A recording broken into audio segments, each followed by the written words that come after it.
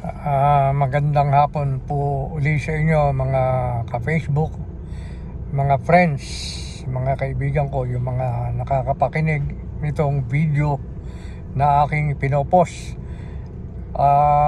Minabuti ko po na maglabas uli ng post o ng video. Doon pa rin at puro tungkol din po sa binabanggit ko na papalapit na tribulation period, yung tinatawag na 7 years na tribulation na binabanggit sa aklat ni Daniel. At nabanggit ko na rin na sa aking paniniwala at naniniwala talaga ako na magsisimula na yung 7 taon na kapighatian o 7 years tribulation. Siguro itong Feast of Trumpets o bago o pagkaraan ng Feast of Trumpets, siguro ilang araw bago o pagkatapos o mismong sa araw ng Feast of Trumpets o kaya sa Feast of Tabernacles, mismong araw ng Feast of Tabernacles o mga ilang araw bago o pagkatapos ng Feast of Tabernacles. Kaya ako po hindi ko matiis na hindi maglabas ng ganitong video. Sabi ko nga sa inyo, alam ko na yung mga ganitong klase ng topic, yung mga tinatalakay ko, talagang walang gaanong interesadong makinig sa ganitong issue. Talagang ang mga tao ay hindi nila gusto. Lalong-lalo na yung mga nasasagasaan yung kanilang interes. Halimbawa, ikaw ay mayaman na tao, makapangyarihan, ikaw ay popular, sikat. Siyempre, kung paulit-ulit ko sasabihin sa inyo na malapit na, mawawakasan itong mundo, matatapos na yung mga kaligayahan ng mga taong makapangyarihan, yung mga mayayaman, mawawalan na ng kabuluhan yan. Siyempre, malaki mawawala sa'yo dahil sikat ka. May poder ka sa gobyerno, may kapangyarihan ka at marami kang kayamanan. Siyempre, malaki ang mawawala sa iyo, kaya hindi mo gugustuhin mapakinggan yung mga pinagsasasabi ko. O kaya, baka meron akong mga binabanggit na tinatamaan ka, ayaw mong mag-guilty, ayaw mong magkaroon ng guilt. Umiiwas kang pag-usapan yung mga ganun topic. Yung mga topic tungkol sa mga nakasulat sa Biblia, sa mga salita ng Diyos. Pero walang kamalay-malay ka, hindi mo na mamalaya na yung hindi mo pa pakikinig, yung pag-iwas mong pag-usapan o pakinggan yung mga salita ng Diyos, yun ang napakalaking panganib sa buhay mo na magdadala sa iyo sa kapahamakan. Sa ayaw mo, tanggapin mo o hindi, totoo po yun. Nagsasalita ako para hindi para pagalitin kayo. Hindi para kayo tulig sa patamaan. Ang unang-unang tinatamaan sa mga binabanggit ko na mga salita ng Diyos ako mismo tinatamaan Halimbawa, yung tungkol sa mga pagbabagong buhay, tungkol doon sa mga iba-ibang kabawalan. Marami na rin akong nagawang bawal sa buhay ko. Aminin ko sa inyo yun. Lalo na lalaki ako. Alam niyo naman ang mga lalaki, kung ano-ano yung mga kahinaan ng mga lalaki. Siyempre kahinaan ko rin yun. Kahinaan din ng mga ibang mga lalaki yun. Yung mga ibang mga babae, may kani-kanya rin silang kahinaan. Hindi natin alam kung ano ng mga kahinaan nila. Basta ang pinaka bottom line, sa aminin at sa hindi natin aminin, mismong ang Biblia sinasabi na walang matwid, wala kahit isa. Talagang lahat ng tao makasalanan, nagkakasala, nagkukulang, walang perpekto. Kaya nga ang lahat ng tao nasa ilalim ng hatol ng Diyos ang lahat ng tao nasa ilalim ng paghatol kasi lahat tayo nagkasala ang kabayaran ng kasalanan na itinuturo ng mga salita ng Diyos dagat-dagatang apoy. So, ang tao mananagot. Ang mga taong nagkasala, dapat magbabayad doon sa dagat-dagatang apoy, parurusahan talaga. Kaya nga kailangan maabsuelto ang tao ron. Kasi lahat nakatakda ron dahil lahat nga ay nagkasala, walang matwid, wala kahit isa. Kahit maliit lang ang kasalanan mo, mananagot ka. Yun ang batas ng Diyos Wala namang binabanggit na, maliit lang ang kasalanan mo, libre ka na. Maliit lang ang kasalanan mo, absuelto ka na. Hindi po ganun Lahat ng tao nagkasala. Kaya pa ulit-ulit kong sinasabi. Ngayon, sabi ko nga sa inyo, itong mga ganitong klase ng issue na pinag-uusapan, binabanggit ko ng paulit-ulit, maraming hindi interesado rito. Pero titiyakin ko po sa inyo, sinabi rin ng Biblia, darating yung panahon na ang tao magugutom, mauuhaw. Hindi siya pagkain, hindi siya inumin, hindi siya soft drinks, hindi siya tubig, literal na tubig. Hindi rin siya pagkain na literal, kundi sa mga salita ng Diyos. Diyan magugutom ang tao. Darating ang panahon, lalo na pag dumating na yung panahon na nandyan na yung Antikristo. Yung pagbabasa ninyo ng Biblia, kung sakaling kayo naiwanan sa rapture at nandito sa lupa, halimbawa tayo nandito sa lupa, hindi tayo nakasama sa rapture, hindi na natin magagawang magbasa ng Biblia. Kasi pag dumating na yung Antikristo, yung mga Biblia na yan pasusunog lahat yan. Uusigin lahat ng mga kumikilala kay Kristo. Uusigin yan. Papatayin ng Antikristo yan. Talagang matinding pag-uusig ang babangon. Kaya nga, ngayon, hindi nyo pinapansin itong mga ganitong klase ng video na ang pinag-uusapan tungkol sa salita ng Diyos. Pero darating ang araw, kung halimbawa ako, makasama ako sa rapture, tsaka yung pang mga ibang mga nagpo-post ng mga video na may kinalaman din sa mga salita ng Diyos, hahanapin ninyo tiyak yan. Magiging mabili. Sisiguruhin ko sa inyo, maraming hahanap ng mga ganitong klaseng bubulat-latin ninyo tiyak yan. Bakit?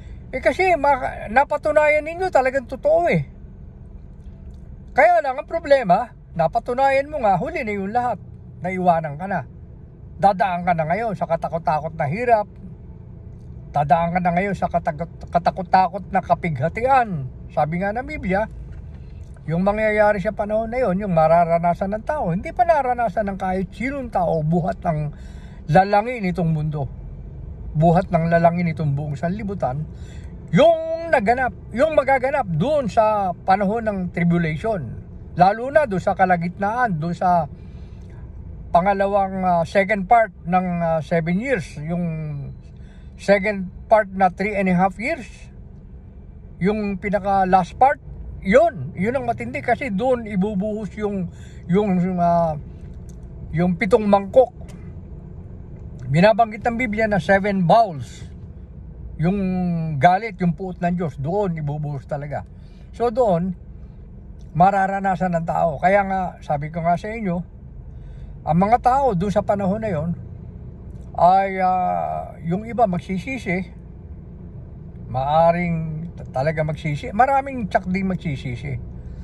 At kikilalanin ang ating Panginoong Kristo Yahushua bilang tagapagligtas, sasampalataya, at magbabalik loob sa Diyos. Marami rin yan sa panahon ng tribulation.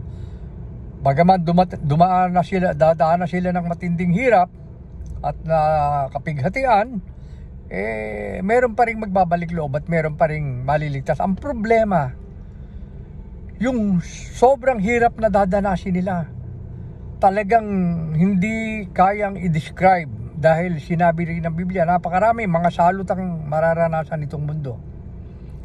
Meron pa nga locos na pag nakaget ka, gugustuhin mong mamatay pero hindi ka na mamamatay-matay. Ganong kahirap ang kung babasahin ninyo sa Revelation, sa Book of Revelation, mababasa ninyo kung ganong kahirap ang aabutin ng tao. Pero mas marami ang mga taong hindi maliligtas. Marami. Alam niyo kung bakit? Yung iba, marami matatatakan ng mark of the beast. Pag natatakan ka niyang mark of the beast na yan, pag hindi ka nakapagtiis, hindi ka nakapanindigan, natatakan ka nung tinatawag na mark of the beast o yung tatak ng halimaw, hindi ka na maliligtas. Sigurado yun, sentensyado ka na nun. Ngayon, yung iba naman, sa sobrang hirap, sa sobrang sakit na nararanasan nila sa panahon na yun, magagalit pa sa Diyos at mumurahin pa ang Diyos. Talagang magagalit, hindi na sila magbabalik loob. Talagang dire-diretso na silang mapapahamak na. Marami ring maliligtas, pero na mas maraming di hamak yung hindi maliligtas. Unang-una nga, sa sobrang hirap na kanilang mararanasan. Ngayon, yung panahon po ng tribulation, ang Israel talagang maliligtas. Halos marami ang maliligtas sa bayang Israel. Dahil yung tribulation, yan po ay nakaukol talaga sa Israel. Yung pong para sa mga hintil, yung hintil, uulitin ko, tayo mga walang dugong Hudyo, mga Pilipino, Amerikano, Hapon, Inchik, Ruso, Indian, tayo yung tinatawag ng Biblia ng mga hintil. Tayo po ay tapos na yung panahon natin pagdating ng ng tribulation. Kasi yung eklesiya o yung mga lingkod ng Diyos, yung iglesia na pag-aari ni Kristo. Sino yung iglesia na pag-aari ni Kristo? Yung po ba ay nabibilang sa relihiyon, sa isang relihiyon? Hindi po. Hindi po relihiyon ang binabanggit na eklesiya. Hindi po relihiyon. Huwag po kayong maniniwala na merong isang relihiyon dito sa lupa na tanging-tanging maliligtas. Yung pong binabanggit na eklesiya, yun yung kahal sa wikang Hebrew, kung hindi ako nagkakamali, o Grego. Hindi po, ang alam ko parang Greek word yata yung kahal eh. Yun po yung mga mananampalataya ni Kristo Yahushua. Sa iba't ibang parte ng mundo sila. Sa iba't ibang, yung iba na bibilang sa kung anumang relihiyon yung kinabibilangan nila, hindi po yun ang ang mahalaga ron. Ang mahalaga ron yung sila, yung mga lingkod po ni Kristo, mga lingkod ng Diyos, merong kaugnayan, may relasyon sa Diyos, may relasyon kay Kristo Yahushua. Yun po yun yung eklesiya. Hindi po relihiyon, hindi pangalan ng relihiyon. Hindi po yun. Ngayon, pagdating po ng bago dumating ang tribulation, o maaaring kasi simula pa lang ng tribulation, doon na magaganap yung rapture. Kasi nga, ito na yung fullness of the Gentiles. Marami na, hinog na, marami ng mga hintil ang sumampalataya. Kailangan ng kunin, irarapture na yan para hindi madamay. Hindi madamay dito sa paparating na tribulation, sa paparating na 7 taong kapighatian. Yung mga hindi sumampalataya na hintil, yun, madadamay tsak yun. Yun na nga yung marami sa kanila ang talagang hindi maliligtas. Kasi nga, hindi kinilala ang Panginoong Yahushua. Kaya, masasama sila ro sa tribulation. Mararanasan nila yung matinding hirap, na yung matinding hirap na yun, para sa mga Hudyo talaga yun eh. Dahil yun yung yugto sa buhay ng Hudyo, na makararanas sila. Ang bayang Israel makararanas ng sobrang hirap doon sa tinatawag na 7 years na tribulation. At dahil doon sila magbabalik loob sa Diyos. Kikilalanin nila si Kristo Yahushua. Doon maliligtas sila. Binanggit nga ng Biblia, all Israel will be saved. O maliligtas ang Israel dahil nagbalik loob sa Diyos. Yan ang nakasulat. Yun ang mangyayari sa panahon ng Great Tribulation, bago dumating yung ikalawang pagparito ni Yahushua Kristo. Unang pagparito po ni Kristo Yahushua, yun yung sa rapture, hindi po siya bababa rito sa lupa. Doon lang siya sa alapaap, sasalubungin niya sa hangin yung eklesiya, yung mga mananampalataya, sasalubungin niya sa hangin, pero hindi siya lalapag sa lupa. Isasama niya. Yun yung rapture. Yung pagparito niya, ikalawang pagparito, yung second coming, ang mangyayari po doon, yung mga sinalubong niyang mga alagad niya sa hangin, pagbalik niya kasama niya yon.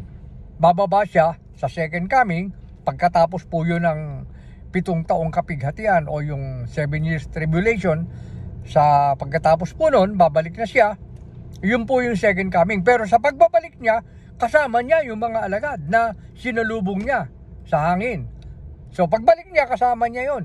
Mamumuno sa buong mundo, magiging world leader na siya. Siya yung si Kristo Yahushua ay magiging hari ng mga hari, Panginoon ng mga Panginoon.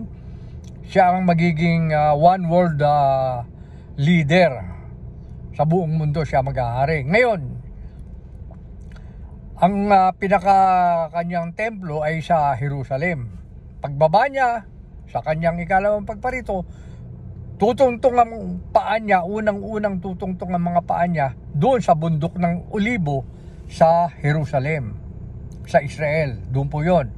Kasama na niya yung mga alagad. Halimbawa, ako nakasama sa rapture. Pagbalik niya, kasama ako.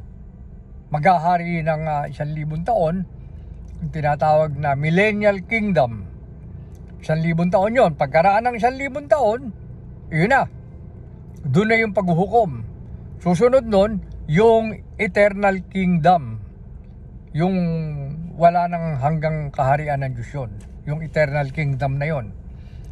Una muna, Millennial Kingdom, pagkaraan ng Tribulation, susunod, pagkaraan ng 1,000 years, o nung pagkaraan ng Millennial Kingdom, yun na yung Eternal Kingdom. Doon dadalhin sa Eternal Kingdom lahat ng maliligtas. Okay, sana po bigyan nyo ng kaukulang pagpapahalaga at atensyon itong mga ganitong bagay, kasi po itong ginagawa ko at ginagawa ng maraming mga nangangaral din ng salita ng Diyos. Although ako naman hindi naman ako talaga mangangaral. Sabi ko nga sa inyo, ordinaryo lang akong katulad din ninyo. Kaya lang ako talagang sineryoso ko, nagbabasa-basa ako, nakikinig ako ng mga turo ng ibang relihiyon, lalong-lalo na sa turo ng Assembly of Yahushua. Kaya nga, inire-recommend ko sa inyo,